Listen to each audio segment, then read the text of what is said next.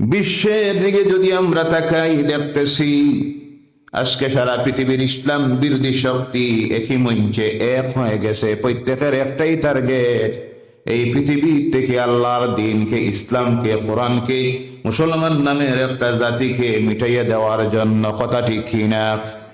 কিন্তু জেনে রাখবেন, এই সিচুয়েশন, এই পরিস্থিতি আজকের নতুন নয়। আল্লাহর এই জমিনে কোরআনুল কারীমের দিকে যদি আমরা লক্ষ্য করি, আল্লাহর হাবিবের জীবন চরিত্র আদর্শের দিকে যদি আমরা লক্ষ্য করি, তাহলে আমরা দেখতে পাই এই পৃথিবীতে যত নবীরা এসেছিলেন, প্রত্যেক নবীদের একটাই ছিল দাওয়াত, যে দাওয়াতটা ছিল লা ইলাহা ইল্লাল্লাহ। বলো সুবহানাল্লাহ।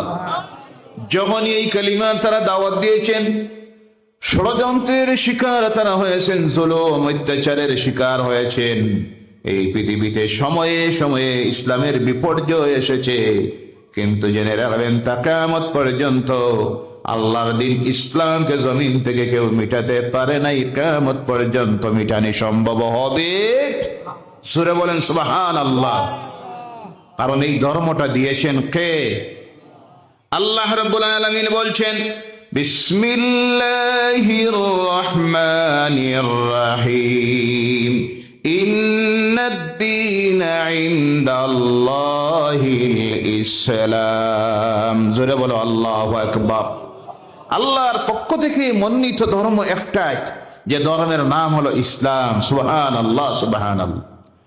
আল্লাহ পাক রব্বুল আলামিন তার কালাম কোরআনুল কারীমের মধ্যে আল্লাহ বলছেন, ইউরিদুনা লিইউতফিউ নূরাল্লাহি বিআফওয়াহিহিম ওয়াল্লাহু মুতিম্মু নূরিহি ওয়ালাউ কারিহাল মুশরিকুন। জোরে বলো আল্লাহু আকবার।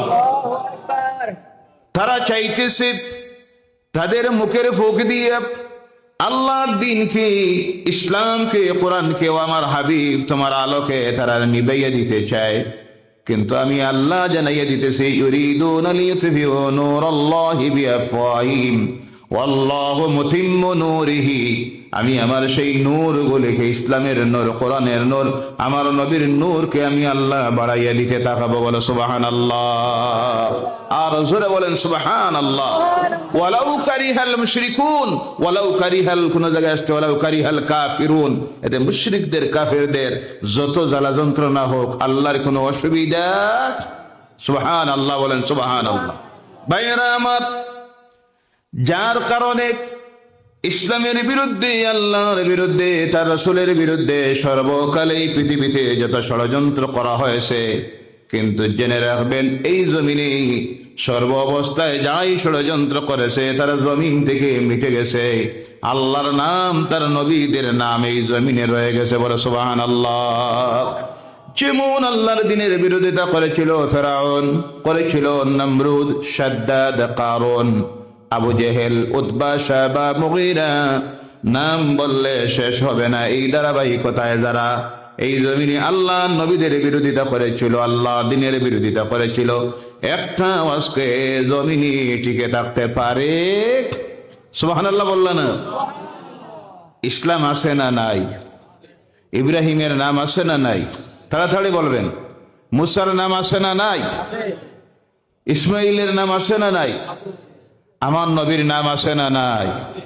দুনিয়ার কোন মানুষ তার আওলাদের নাম ফেরাউন রাখবো? জি, মুসলিম বলুন, অমুসলিম বলুন, কারুন রাখবো? তাড়াতাড়ি বলবেন। শাদ্দাদ রাখবো? নমরুদ রাখবো? আবু জেহেল রাখে?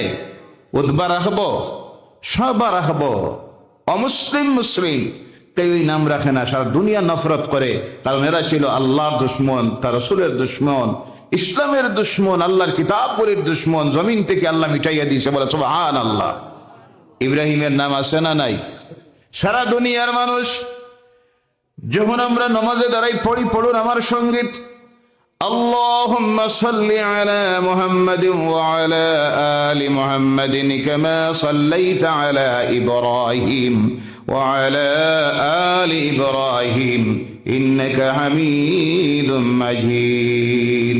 اللهم بارك على محمد وعلى آل محمد كما باركت على إبراهيم وعلى آل إبراهيم إنك حميد مجيد سبحان الله কিয়ামত পর্যন্ত পৃথিবীর লক্ষ কোটি কোটি বিলিয়ন মিলিয়ন ইমানদার দিনদার মুমিনদের জবান দিয়ে বাইর হবে ইব্রাহিমের নাম। বলো সুবহানাল্লাহ।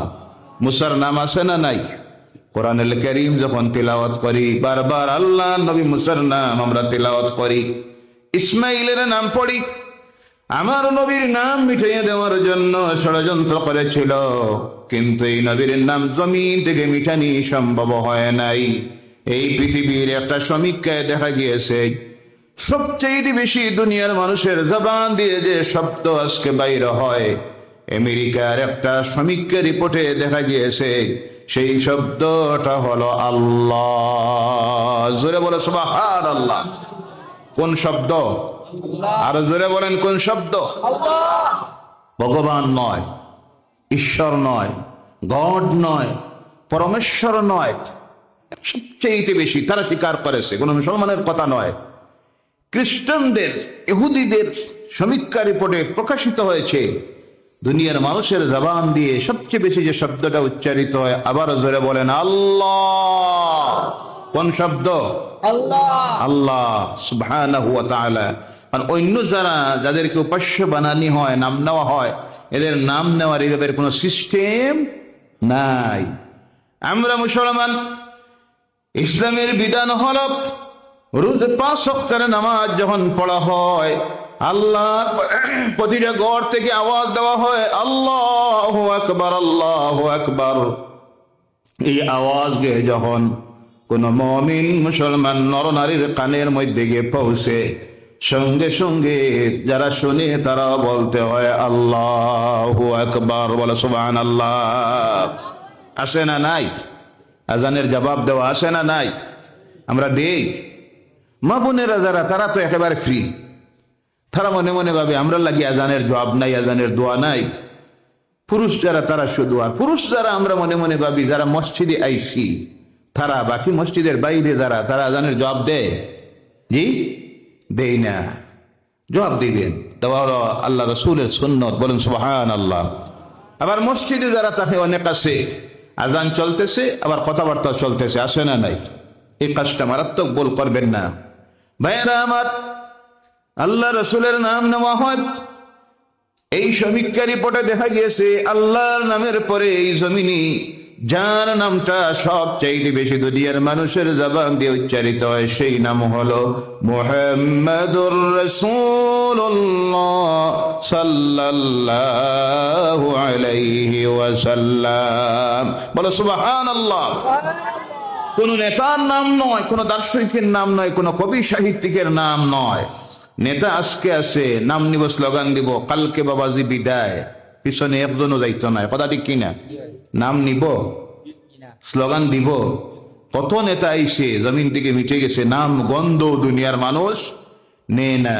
কিন্তু আল্লাহর হাবিবের নাম তা কিয়ামত পর্যন্ত দুনিয়ার মানুষের জবান দিয়ে, মুসলিম বলুন অমুসলিম বলুন, সমালোচনাও যদি করে, কিন্তু আমার নবীর নাম নিতেছে। বলেন সুবহানাল্লাহ। ভাইয়েরা আমার, এর জন্য এই পৃথিবীতে